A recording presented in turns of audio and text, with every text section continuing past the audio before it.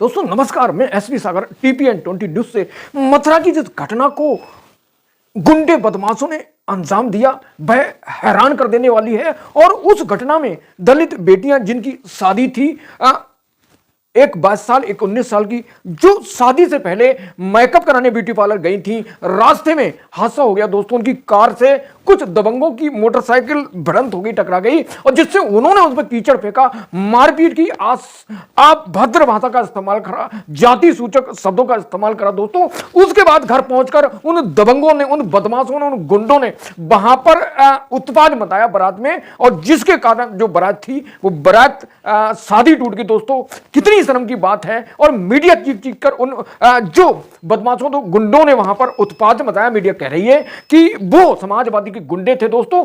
तो जहां पर यादव ब्रांड होगा, जहां यादव ब्रांड नाम होगा, वो सीधे समाजवादी गुंडा बन जाएगा दोस्तों। जिस तरह हाथरस में एक बेटी के साथ दरिंदगी की, वो ठाकुर थे तो क्या वे बीजेपी के थे? क्या बनारस में एक स्टूडेंट के साथ 3 ब्राह्मण लड़कों ने गलत काम किया तो क्या वो बीजेपी के थे? तो दोस्तों जिस तरह मीडिया जज करती है, जज बन जाती है और अपने आप को न्यायाधीश साबित कर देती है कि भैया जाति का व्यक्ति है, उस जाति का, तो इसका मतलब वह समाजवादी गुंडा होगा। और जिस तरह उन बेटियों के साथ हरेसमेंट किया गया, कीचड़ फेंका गया, उनके बारात का सामान फेंक दिया गया, उन्हें मारपीट की गई, बरातियों को तोड़फोड़ की गई और उनकी कार ट्रैक्टर से तहस नहस कर दी गई। तो जहां एक तरफ यूपी के सीएम योगी आदित्यनाथ लगातार बेहतर परफॉर्म करने की अधिकारियों को कस रहे हैं, 130 विभाग हैं जो लगे हैं उनकी सरकार को बेहतर परफॉर्म दे, लेकिन अधिकारी निकम्बे हैं। अधिकारी इस तरह पैसे के लालच में काम कर रहे हैं, जो बेहद शर्म की बात है। और उस मामले को लेकर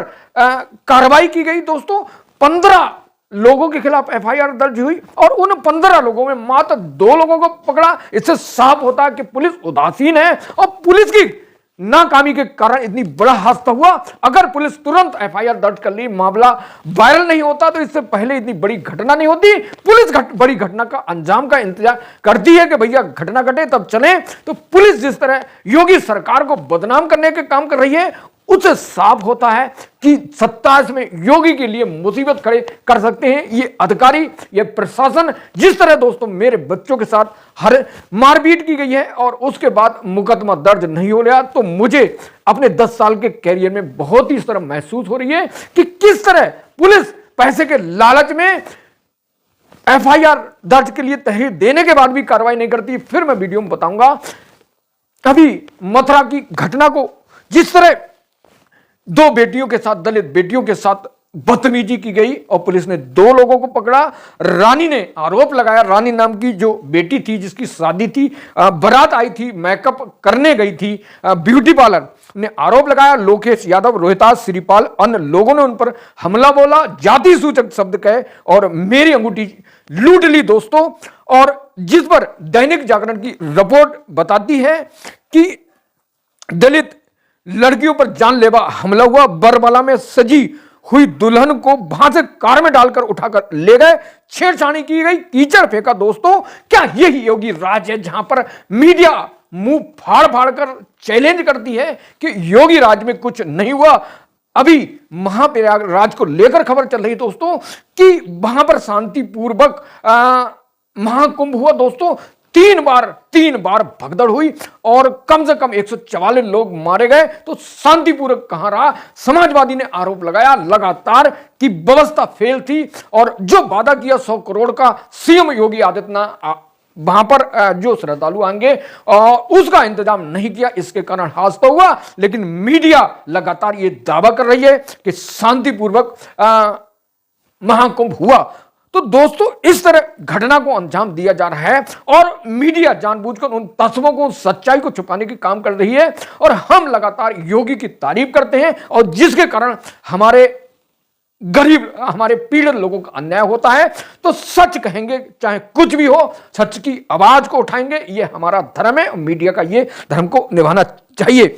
तो 15 लोगों के खिलाफ एफआईआर दर्ज हो चुकी है और पुलिस 2 लोगों को मात्र पकड़ चुकी है। तो पुलिस की कार्रवाई से साफ लग रहा है कि पुलिस किस तरह की कार्रवाई करे दोस्तों।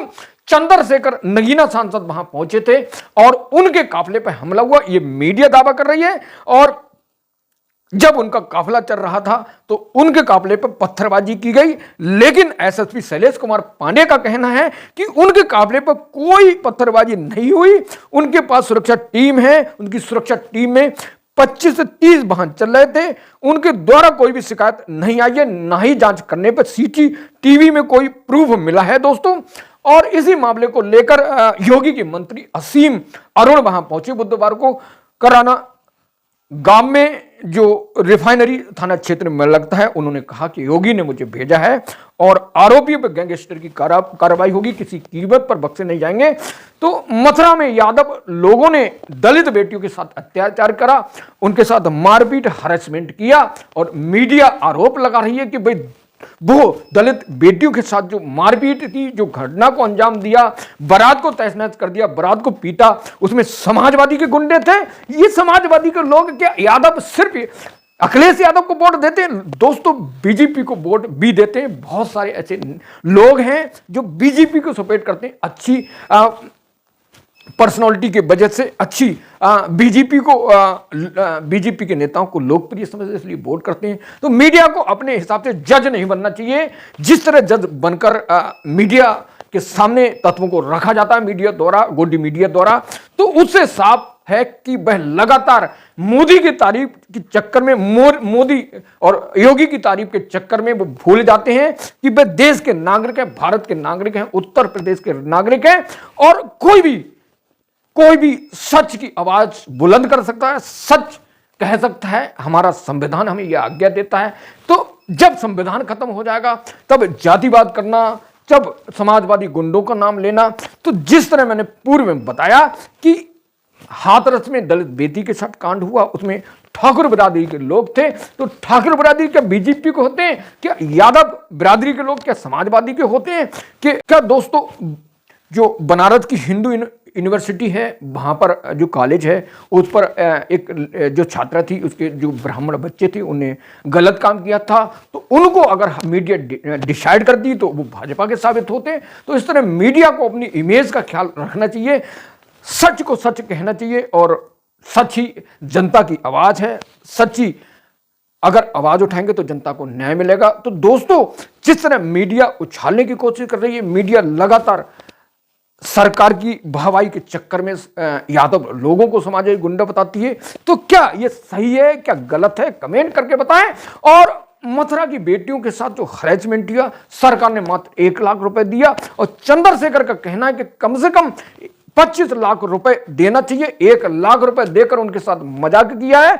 अगर कोई ब्राह्मण या उसकी बेटी के साथ गलत काम होता या हरेसमेंट होता तो यही सरकार 1 करोड़ रुपए या 2 करोड़ से कम नहीं देती। तो ये जाति और गरीबी देखकर सरकारें न्याय करती, जो बेहद घटिया है। सरकार की नीयत बेहतर होना चाहिए जनता के प्रति, ताकि जनता को न्याय मिल सके। तो मथुरा की घटना के लेकर आपका क्या कहना है, कमेंट करके बताएं। नेक्स्ट वीडियो के लिए मेरे साथ जुड़े रहिए। नमस्कार, जय हिंद।